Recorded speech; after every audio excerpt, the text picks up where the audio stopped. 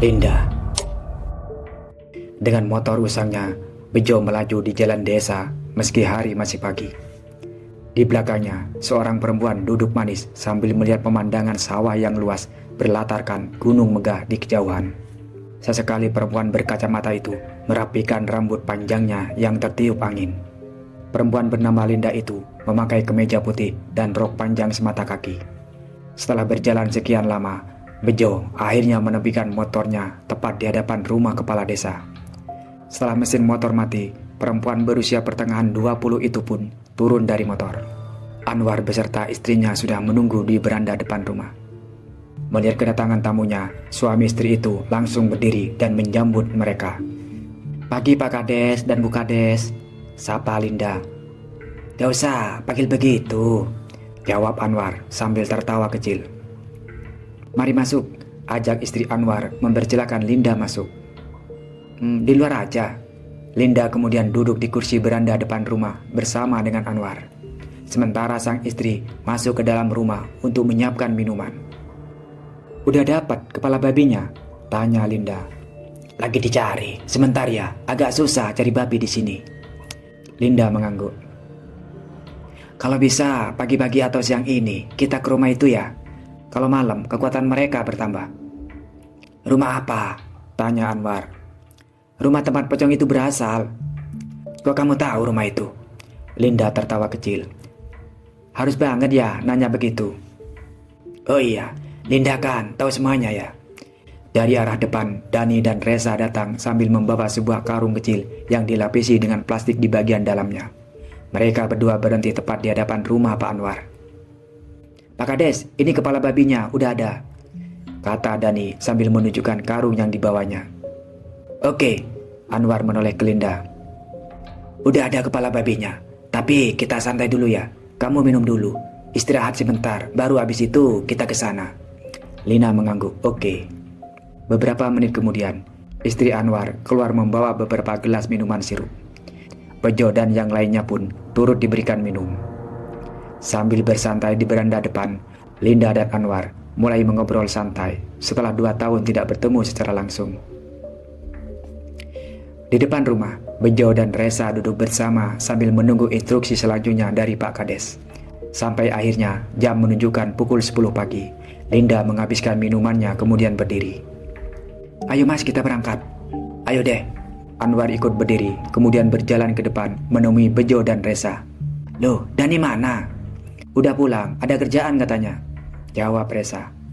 "Oh ya udah, gak apa-apa, kalian aja. Kalian ikut saya ke rumah Pak Joko ya." "Siapa?" Mereka semua lalu melangkah keluar rumah, memakai sandal masing-masing dan mulai berjalan meninggalkan beranda depan rumah Anwar. Mereka berempat melewati rumah-rumah warga yang tengah melakukan berbagai aktivitas. Mulai dari menumbuk padi, memberi makan ayam, sampai menjemur pakaian. Linda berjalan sambil memperhatikan suasana desa yang telah lama tidak ia rasakan semenjak tinggal di kota, yang padahal jaraknya pun tak jauh dari sini. Setelah berjalan beberapa puluh meter, dari kejauhan rumah megah milik Pak Joko pun terlihat. Saat sampai di sana, aura negatif langsung menyerang Linda dan membuatnya merasa tak nyaman. Tapi perempuan itu mengabaikannya, seolah tak terjadi apa-apa. Bejo mendekat ke gerbang dan hendak membuka pintu gerbang. "Kok susah ya?" tanya Bejo sambil berusaha sekuat tenaga membuka gerbang yang padahal tidak dikunci. "Coba sini." Reza mengambil alih, tapi ia pun sama-sama tidak kuat. "Apa bisinya nyangkut ya?" Reza mengecek beberapa bagian, tapi tak ada yang salah dengan gerbang itu. Linda menggelengkan kepala dan mendekat. "Coba sini." "Reza, serahkan gerbang itu ke Linda." Dan entah bacaan apa yang ia ucapkan dari mulutnya. Yang jelas, setelah itu gerbang dengan mudahnya dibuka oleh Linda. Anwar tertawa kecil. "Kalian laki-laki masa kalah sama perempuan?" ejeknya. "Ada yang gak suka sama kedatangan saya," ucap Linda sambil berjalan masuk ke dalam rumah kosong itu mendahului Anwar dan yang lainnya. Tanpa ragu, Linda membuka pintu rumah kosong itu. Sambil melihat ke dalam, ia langkahkan satu kakinya masuk. Lalu kakinya satunya lagi, hingga akhirnya ia benar-benar masuk ke dalam rumah itu. Brak! Tiba-tiba pintu itu tertutup kembali dengan sendirinya dengan keras, seolah ada yang sengaja membantingnya. Sementara Anwar dan lainnya belum sempat masuk sehingga Linda sendirian di dalam rumah kosong itu. Bejo berusaha membuka dan mendobrak pintu tapi tidak bisa. Linda, panggil Anwar cemas dari luar rumah.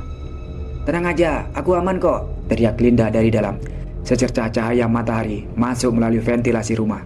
Linda menatap ruangan yang berantakan dan kotor tak terawat. Bau yang teramat busuk pun tercium menyengat ke hidungnya. Mau apa kamu kesini? Sebuah suara misterius yang serak dan menggema terdengar di dalam rumah.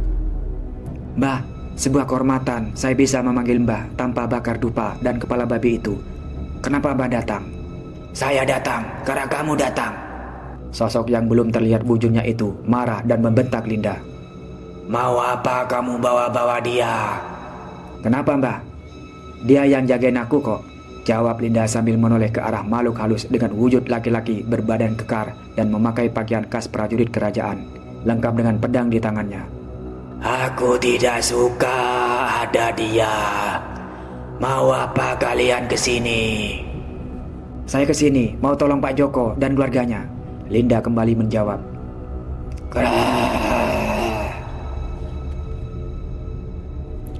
Sebuah angin kencang pun tertiup di dalam rumah. Barang-barang dan perabotan terbang dengan sendirinya. Tapi Linda tetap tenang dan tak gentar sedikit pun. Sebuah asap hitam pun muncul dari bawah lantai. Asap itu membesar dan semakin besar hingga membentuk sosok makhluk yang menyeramkan dan tingginya sampai selangit-langit rumah. Sosok itu berwujud pocong raksasa dengan kain kafan lusuh membungkus badannya. Akan tetapi wajah pocong itu menyerupai wajah babi dengan taring tajam yang mencuat keluar dari dalam mulutnya. Dan di sekitar pocong raksasa itu terlihat ada pocong Joko, Rian, dan Budita. Akan tetapi ada yang berbeda dari wujud mereka kali ini. Sebuah rantai besi mengikat badan ketiga pocong itu. Mereka juga menampakkan ekspresi sedih di wajah pucatnya. Linda pun langsung paham dengan apa yang terjadi. Joko dan keluarganya sudah jadi milikku. Jangan ikut campur. Uruslah urusan kalian sendiri. Justru karena kalian mengganggu warga desa, urusan ini jadi urusan saya juga, balas Linda yang sama sekali tidak takut dengan sosok pocong berkepala babi itu. Bajingan, memangnya siapa kau mau urus urusanku? Manusia sombong, kau akan menerima akibatnya. Silakan, aku gak takut. Kalau mau, Tiba-tiba sebuah angin yang teramat besar bertiup membawa sebuah energi dahsyat ke arah Linda.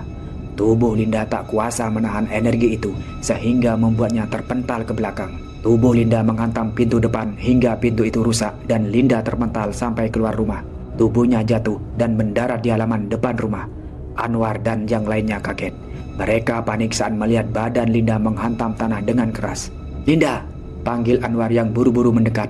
Mereka bertiga berjongkok dan melihat keadaan Linda yang kini tak sadarkan diri. Linda, Anwar menepuk-nepuk pipi perempuan malang itu. Itulah akibatnya ikut campur urusanku.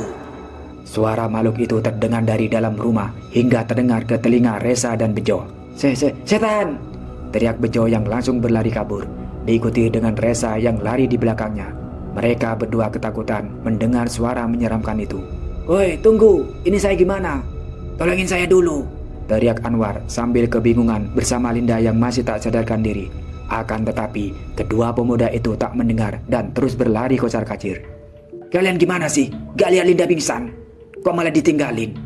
Tanya Anwar dengan nada marah kepada Bejo dan Resa.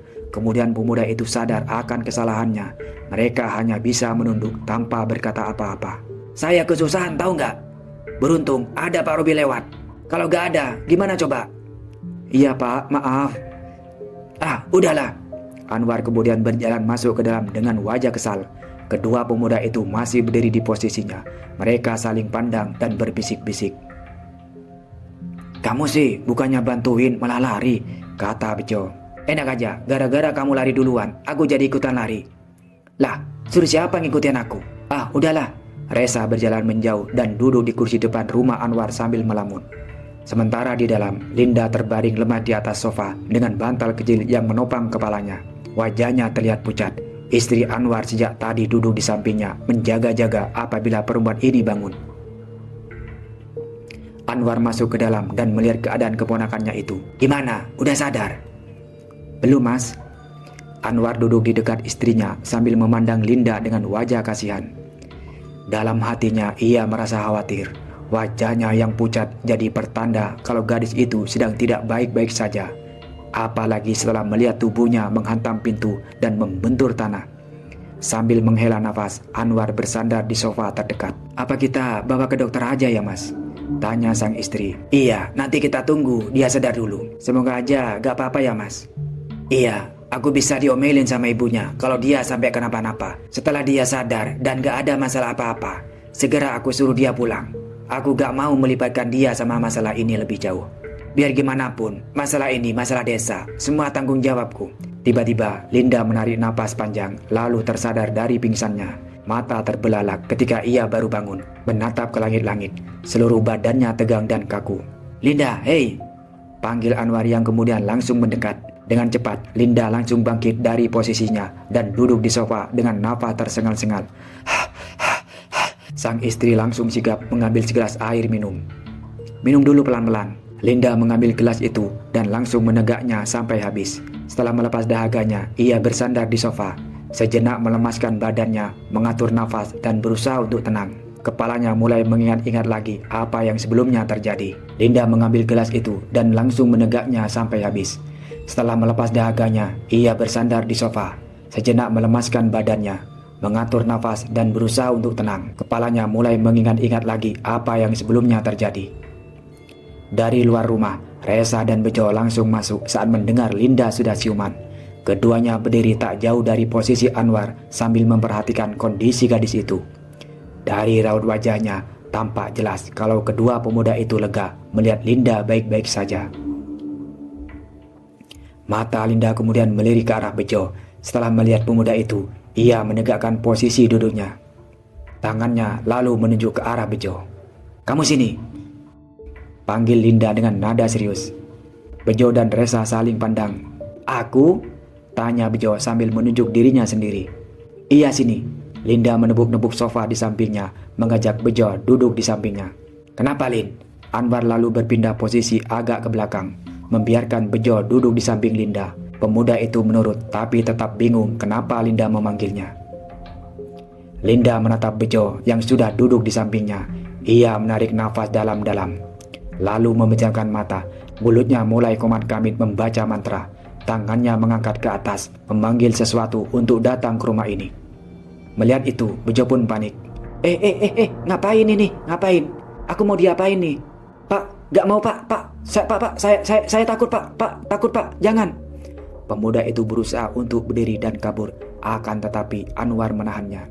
Jangan, udah ikutin aja dulu.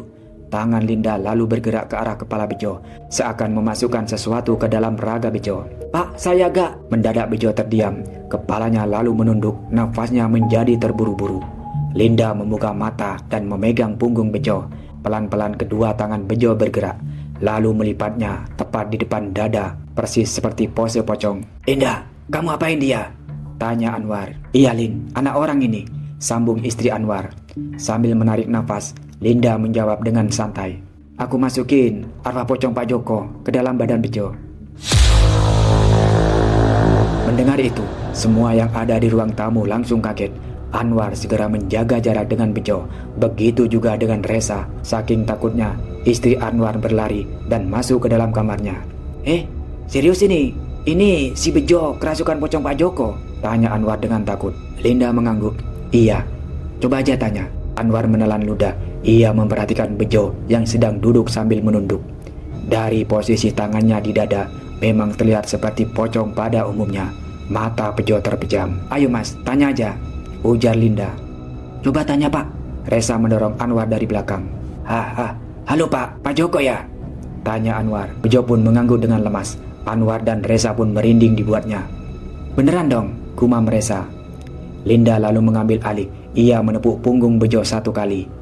Ayo pak, ceritakan. Ayo, ceritakan pak.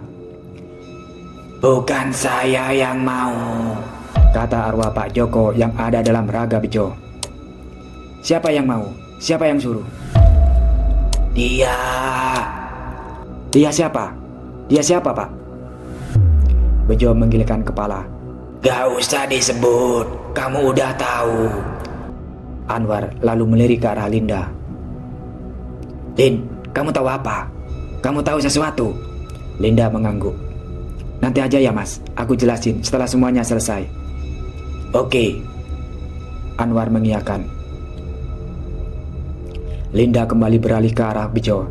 Pak Joko, jadi ada yang mengendalikan bapak ya? Bejo mengangguk. Saya cuma mainan dia. Dia yang selama ini meneror warga. Saya diikat, dikurung sama dia. Saya jadi budaknya dia. Saya sebenarnya juga gak mau. Saya mau tenang, ucap Bejo sambil menangis. Saya sebenarnya juga gak mau. Saya cuma alat. Saya cuma mainan dia. Dia yang selama ini meneror warga. Saya diikat, dikurung sama dia. Saya jadi budaknya dia. Saya sebenarnya juga gak mau. Saya mau tenang, ucap Bejo sambil menangis. Tolong saya, gak mau ganggu warga desa lagi, tambahnya. Iya Pak Joko, kita pasti bakal tolongin bapak.